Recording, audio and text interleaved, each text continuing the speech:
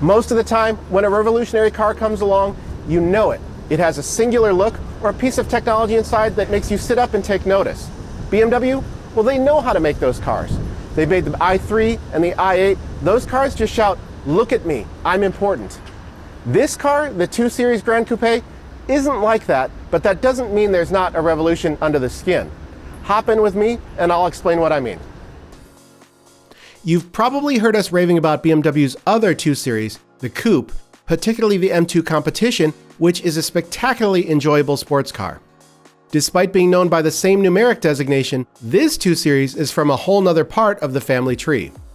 Whereas the 2 Series Coupe is a true rear-drive sports car, this Gran Coupe, in contrast, is actually built on an entirely different chassis, the one that underpins BMW's X1 SUV.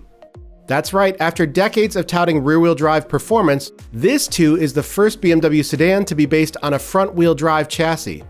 That revelation has a lot of longtime BMW fans moaning and clutching their pearls. Me, I'm not one of those self-described purists. However, I have flown all the way to Portugal, dying to know if this might not just be a good car, but one that lives up to its Roundel and M badges too. Let's start with the styling. Despite an extra set of doors, this design is a lot less stubby and upright than the 2 Series Coupe. Usually, that's a good thing, but here I'm not quite sold. The front end has some weirdly exaggerated features, including a grille that's more butterfly-shaped than BMW's famed kidneys, and those oversized lower air intakes feel like they're trying a bit too hard. It's certainly an aggressive look, but I wouldn't call it pretty.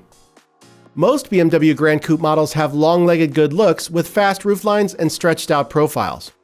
But this 2GC plays out on a much smaller canvas, and its short dash-to-axle ratio and abbreviated trunk just don't give it the same grace of other Gran Coupes. Now, before you go apoplectic, know this. At least for the moment, BMW will only sell the 2GC in North America with all-wheel drive. That means the only time there's going to be a front-wheel drive BMW on our roads is when the drive shaft to the rear wheels uncouples for added efficiency, like it does during steady-state freeway cruising.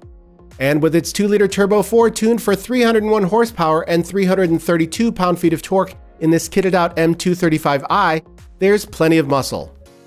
0 to 60 happens in 4.6 seconds, and top speed is limited to 155. Those were M3 numbers not that long ago. Powering out of tight corners, the M235i offers plenty of thrust, the steering is quick, and the mandatory 8-speed automatic shifts crisply. My test car sounds reasonably burly, especially in sport mode, but officials say US models will sound even better, as my overseas tester's exhaust is fitted with an additional particulate filter. Plus, Europe's got tougher pass-by noise regulations too. The M235i's interior is a nice place to be as well. The seats are properly adjustable and grippy, and controls are well placed.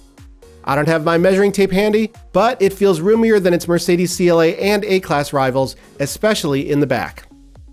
The best all-wheel drive cars do a good job of offering up rear-wheel drive seat-of-the-pants feel, and BMW's own M5 is among them. This 2GC doesn't quite manage that feat, however. It's pretty entertaining, but even though the 2 does the numbers, it doesn't feel like a particularly connected driving experience.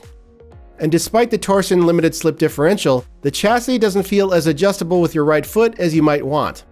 This car feels less like a traditional BMW sports coupe and more like a sophisticated all-wheel drive hot hatch, perhaps a more premium VW Golf R rival. Pricing for this M235i xDrive will start at $45,500 plus delivery. That is actually costlier than an all-wheel drive 330i, which isn't as athletic, but it is roomier and arguably more well-rounded. Of course, if you don't need that much go-faster gear, you could opt for a 228i xDrive Gran Coupe, which offers 228 horsepower for around $37,500. There's plenty of available gear too, from the usual suite of advanced driver assist systems to wireless charging, Apple CarPlay, and a head-up display. It should be pretty easy to option up one of these well into the 50s. So, is the 2 Series Gran Coupe a hero or a heretic? Honestly, it's probably going to take a few years and a look back in the rearview mirror to know. But I've still got a few hours, and I'm intent on finding out as much as I can right now.